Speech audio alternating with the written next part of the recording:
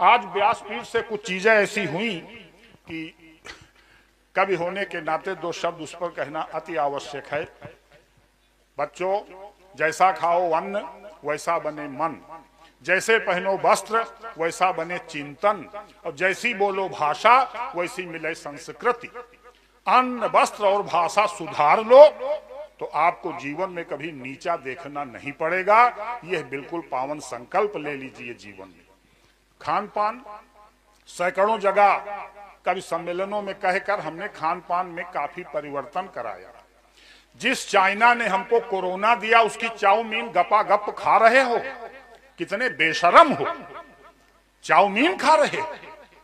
ये तुम्हारे भारत का भोजन है, ये चाइना का है।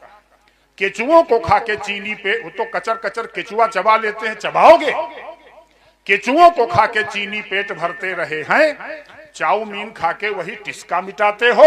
और कछुए चबाते दिखे शायद तुम्हें वे कभी, इसीलिए बर्गर नोच नोच खाते हो।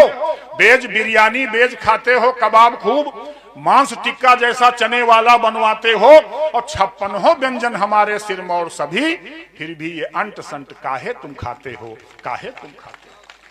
एक तरफ कन्हैया लाल का भोग लगाते हो 56 व्यंजन का, और खाते हो चाउमीन पानी का बतासा। पूरी बारात का जूठन खाना हो तो पानी का बतासा खाना। पता नहीं कितनी लिपस्टिक, कितनी लार, कितना थूक उस गगरी में मिला रहता है, और तुम बतासा खाते हो। तुम चरित्रवान बनोगे नहीं? हाँ, बतासा खाओ, रोक नहीं है, घर में बनाकर खाओ। बतासा ले आओ खरीद कर, घर में मटर बनाओ, पानी बनाओ, गपा गप खाओ, कोई रोक नहीं। लेकिन जो बाहर का खाते हो ये आपको भ्रष्टतम बना देगा, आप कहीं के नहीं रहोगे। महाराज जी ने भोजपुरी गानों की बात कही, मैंने तो 20 जगह इसका प्रतिरोध किया। किसी गाड़ी पर बैठा और बजने लगे वो गाने, मैं कहता हूं भैया इसको बंद कर दो।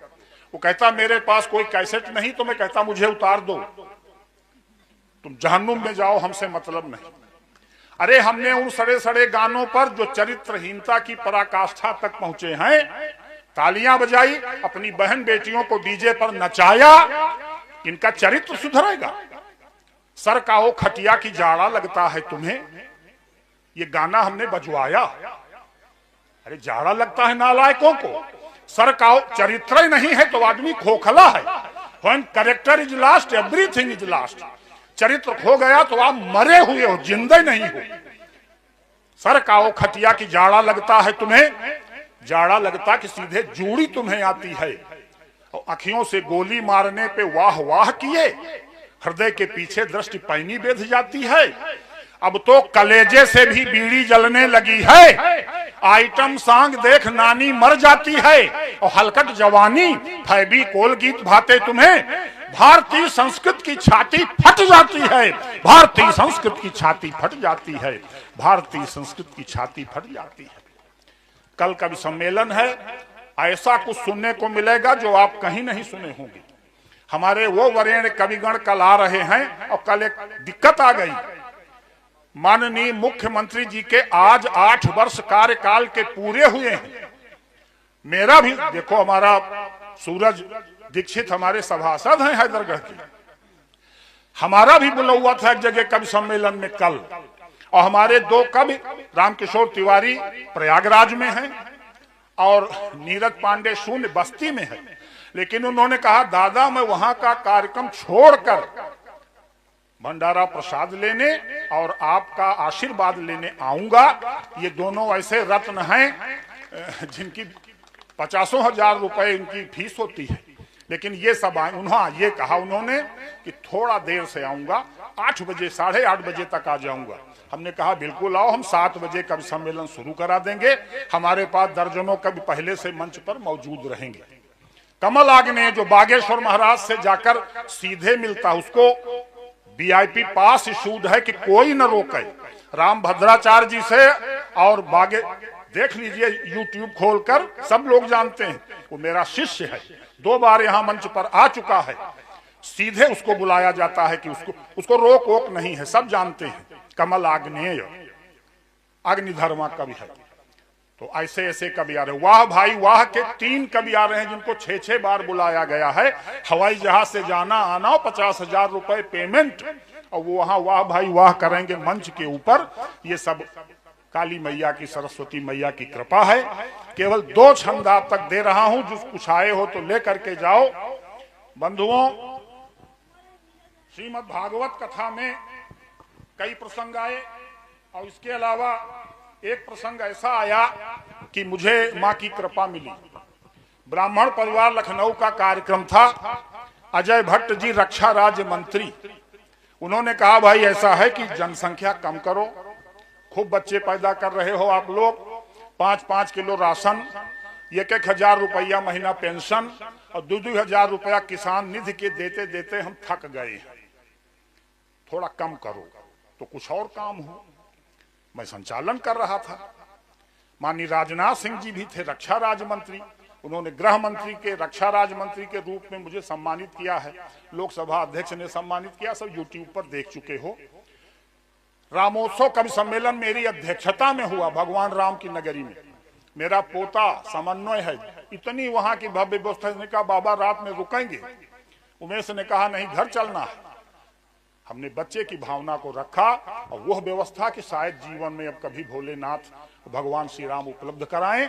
वहां के डायरेक्टर ने कहा दादा प्रलयंकर, 21 जनवरी से 10 मार्च था, 10 मार्च तक के जितने कवि सम्मेलन हुए हैं उनमें सबसे शिरोमणि आप हैं। आपने धन्य कर दिया हमारे मंच को, और फिर अपनी गाड़ी पे बैठाया और रामलला जी के 9:30 बजे रात को दर्शन कराए।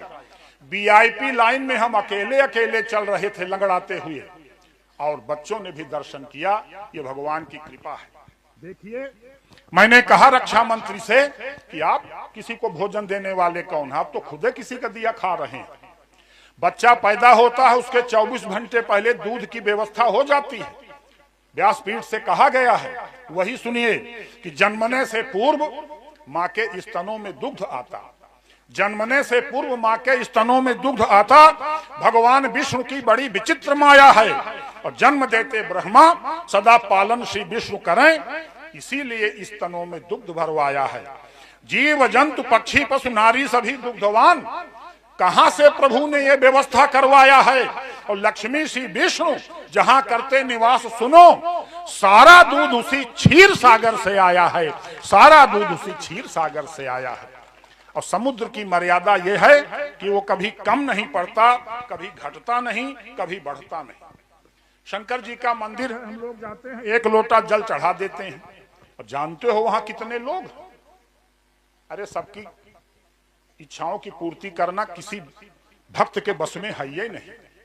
शंकर जल प्रिय, शंकर जी को जल प्रिय है। और जल क्यों प्रिय? अरे उनके सिर से तो भगवत गंगा धारा बह रही है, और फिर भी जल, तुम्हारा एक लोटिया जल चाहिए उनको।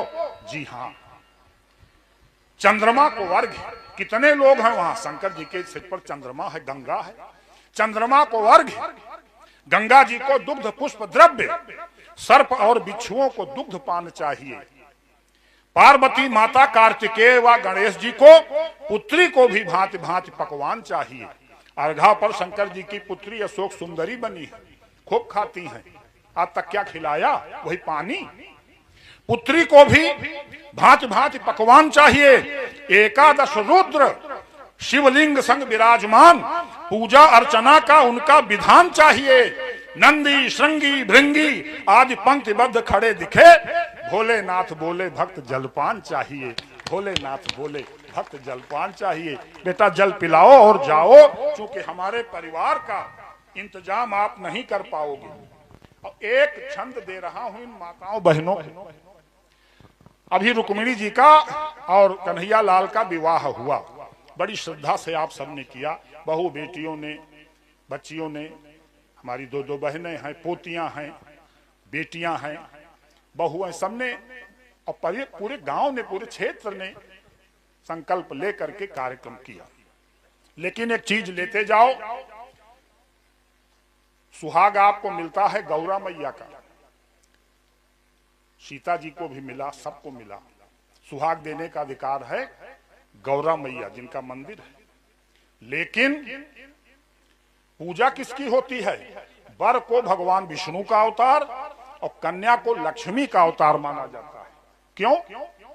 ब्रह्मा सरस्वती का नहीं, शिव पार्वती का नहीं, विष्णु और देखो पंडित जी हमारे बैठे, कन्या को विष्णु, कन्या को लक्ष्मी और वर को विष्णु कहा जाता है। माता सरस्वती कमलासन विराजमान, ब्रह्मा जी बगल में अतीव सुख पाते हैं और भोलेनाथ ध्यान में हो या फिर जप जोग में हो, पार्वती माँ को सम आसन बिठाते हैं। लेकिन लक्ष्मी जी, सुन लो माताओं बहनों बेटियों बहुओं, लक्ष्मी जी सदैव विष्णु चरण दबाती दिखी। ब्रह्मा सरस्वती अगल बगल, भोला पार्वती अगल बगल और लक्ष्मी जी चरणों के पास रहती है भगवान विष्णु के।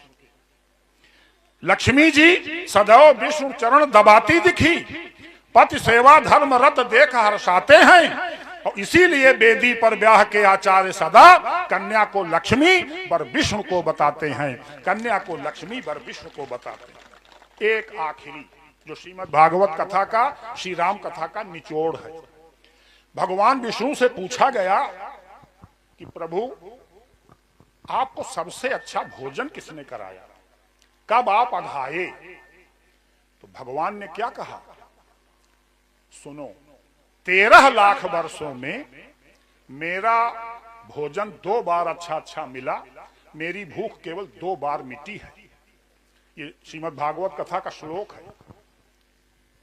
हमारे पुस्तकालय में श्रीमद् भागवत कथा ग्रंथ है जो प्रोफेसर पांडे जी की कथा के समय आया था। उन्होंने कहा कि 2 बार भूख मिटी। भक्तगण चकित करे, कनक भवन में भी राजभोग, बाल भोग, राजभोग, दुनिया भर का भोग, शयन आरती, लेकिन भोग 2 ही बार लगा भगवान का। अभी जूठे प्रसाद से भोग लगाने की बात व्यास जी ने बताई थी कि एक बाबा जूठन इकट्ठा करके भगवान का भोग लगा के प्रसाद पाते थे। भाव के भूखे हैं भगवान। भक्तगण रोज हैं लगाते भोग पाता सदा, बाल भोग राजभोग आरती के गान हैं। पेड़ा कलाकंद दही माखन और मिश्री है, फल सूखे मेवे और वाद यंत्र तान है। 56 भोग अन्नकूट में खिलाते मुझे, आपने खिलाया। 56 भोग अन्नकूट में खिलाते मुझे, कौशिला यशोदा प्रेम स्नेह सिक्त प्राण है। और राम कृष्ण 2 जन्म, राम कृष्ण त्रेता द्वापर, राम कृष्ण 2 जन्म, 2 ही बार पेट भरा। विदुरानी छिलका बेर शबरी महान है, विदुरानी छिलका बेर शबरी महान है। सैकड़ों प्रसंग हैं। मैं यहाँ आदेश हुआ व्यासपीठ का तो आ गया, अन्यथा कविता तो कल होगी। मैं एक बार पुनः आपके प्रति आभार कृतज्ञता ज्ञापित करता हूँ।